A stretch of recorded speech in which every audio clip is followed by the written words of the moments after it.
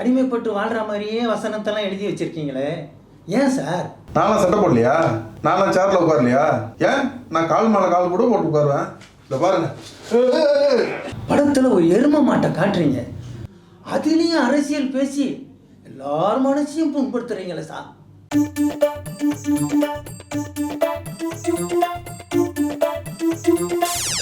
Hi, I am public, mister public.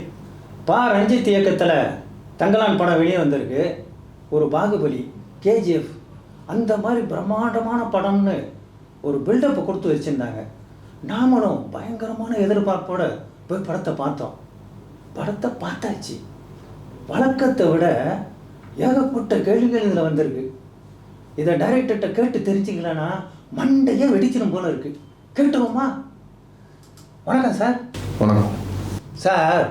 Attakathi, Madras, சார்பட்ரா படங்களெல்லாம் பார்த்துட்டு தங்களானும் அதே மாதிரி சுரங்க தொழிலாளர்களுடைய வாழ்வியலை அப்பட்டமாக காட்டுவீங்கன்னு நினச்சா, இதெல்லாம் விட்டுட்டு படத்துக்கு சம்பந்தமே இல்லாமல் வேறு எதையோ பேசி வச்சுருக்கீங்களே. உதாரணத்துக்கு நாம் சுதந்திரம் வாங்கி 77 வருஷம் ஆயிடுச்சு சார். மற்ற ஜாதியினரும் மற்ற மதத்தினரும் படிப்பு, அந்தஸ்து எல்லா வகையிலையும் அன்னைக்கு விட இன்றைக்கி நல்லா முன்னேறி இருக்காங்க சார். சார், நீங்கள் என்ன அந்த காலத்தில் வெள்ளைக்காரங்கக்கிட்டேயும் மற்றவங்கக்கிட்டேயும் அடிமைப்பட்டு இருந்திருக்கிற மாதிரி இன்றைக்கி ஒரு சாரார் அடிமைப்பட்டு வாழ்கிற மாதிரியே வசனத்தெல்லாம் எழுதி வச்சுருக்கீங்களே, ஏன் சார்? பீரியாடிக்கல் படம்னா அந்தந்த காலத்துக்கு ஏற்ற மாதிரி தானே சார் வசனம் எழுதுவாங்க. அதானே சார் முறை. இப்போ நம்ம முன்னோரெல்லாம் சொல்லியிருக்காங்கல்ல, ஒரு பானை சோறுக்கு வந்து ஒரு சோறு பதம்னு சொல்லிட்டு. இப்போ ஊரில் அத்தனை மக்கள் இருக்காங்க. இப்போ பிளட் டெஸ்ட்டுக்கு ஒருத்தன் வரான்னு வச்சுக்கோங்களேன். பிளட் டெஸ்ட் எடுத்து பார்க்குறோம், அவனுக்கு வந்து சுகர் இருக்குது, டயபெட்டிஸ் இருக்குதுன்னு சொல்லி சொல்கிறோம்.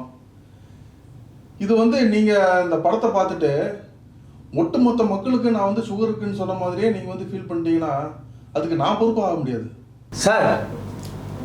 ஒரே கதையை திரைக்கதை வசனமெல்லாம் வேறு வேறு எழுதி பல பேர் படம் பண்ணியிருக்காங்க சார். ஆனால் நீங்கள் வேறு வேறு கதைகளை படம் பண்ணியிருக்கீங்க.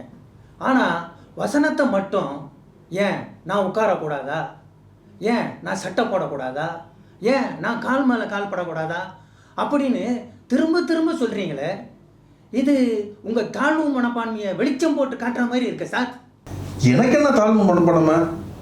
நான் என்ன கோமணமாக கட்டி உட்காந்துருக்கேன்? நான்லாம் சட்டை போடலையா?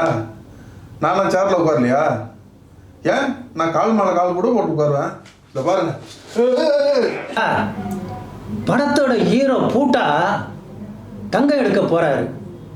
பார்த்தீங்கன்னா பாம்பு வருது, அப்புறம் ஈட்டி வருது, சூனியகாரி வருது, அப்புறம் காட்டுவாசி வராங்க, கடைசியில் சண்டை வருது.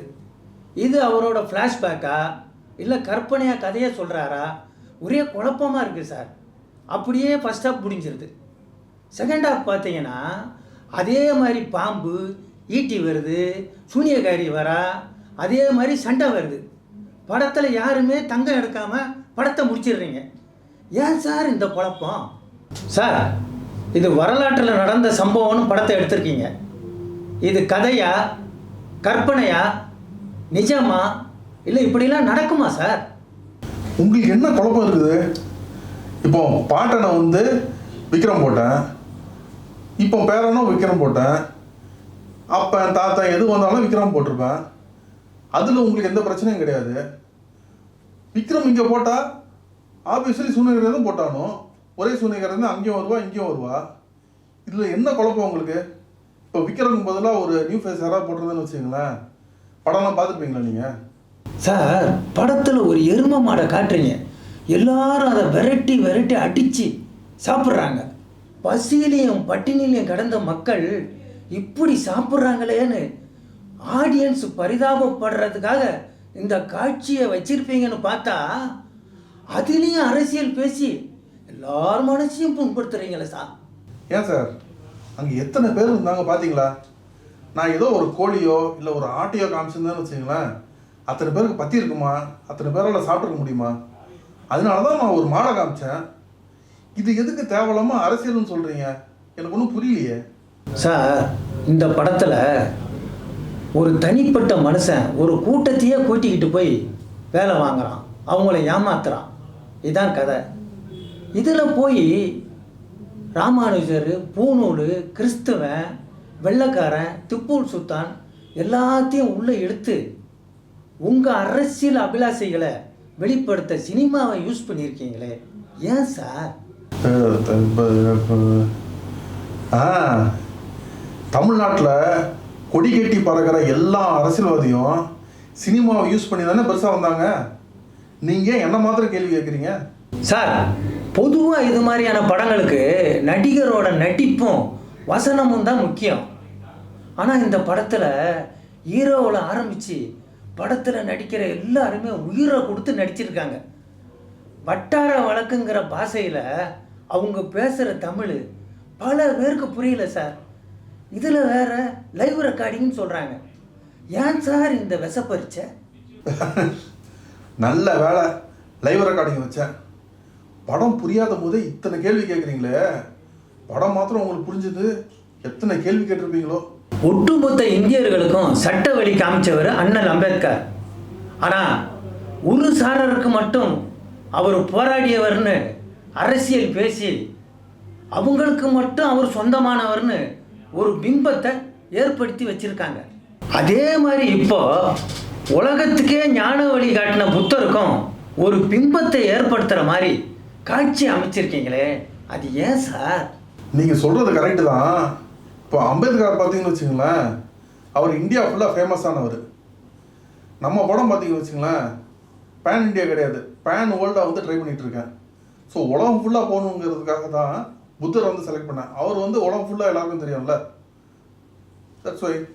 அப்புறம் சார், படம் ஆரம்பத்தில் தங்கம் எடுக்க கிளம்புறாங்க, இடைவேளை வரையும் போராடுறாங்க, கிடைச்ச மாதிரி தெரியுது, ஆனால் கிடைக்கல. இன்டர்வலுக்கு அப்புறமா ஊரே போய் தேடுது, யாருக்கும் தங்கம் கிடைக்கல. கடைசியில் வெறும் கையோடு தான் நிற்கிறாங்க. இதே மாதிரி தான் சார் படம் ஆரம்பத்திலேருந்து கதை என்னன்னு தேடி பார்க்குறேன். கடைசியில் வெறும் கையோடு தான் வீட்டுக்கு போக வேண்டியதாக போச்சு. ஒரு வலுவான களம் இருந்தோம், ஒரு சரியான கதை இல்லாமல் எந்த தைரியத்தில் சார் இப்படியெல்லாம் படம் பண்ணுறீங்க? எல்லாம் ரிசர்வேஷன் இருக்கிற தைரியம் தான். படம் ரிலீஸ்க்கு முன்னாடியே நாங்கள் கொடுக்குற பில்டப்புக்கு வந்து வெள்ளி, சனி, ஞாயிறு 3 நாளாக வந்து எல்லா தேட்டருமே ஃபுல்லாகிடும். அதுக்கப்புறம் நாங்கள் வந்து வெள்ளிக்கிழமை, சனிக்கிழமெலாம் வந்து இவ்வளோ கலெக்ஷன் ஆயிடுச்சு அப்படின்னு சொல்லிட்டு நாங்கள் ரிலீஸ் பண்ணுவோம். அதனால திங்கள், செவ்வாய் அங்கங்கே வந்து கொஞ்சம் ஷோஸ் எல்லாம் ஃபுல்லாக புக் ஆகும். அதுவே எங்களுக்கு போனஸ் தான். ஜிந்தாக ஜிந்தாக ஜிந்தாக திந்தாக ஜிந்தாக ஜிந்தாக திந்தாக தங்கிறது தங்கிறது தங்கிறது தங்கிறது திங்கிறதா திங்கிறதா திங்கிறதா தா. Super sir. தேங்க்யூ.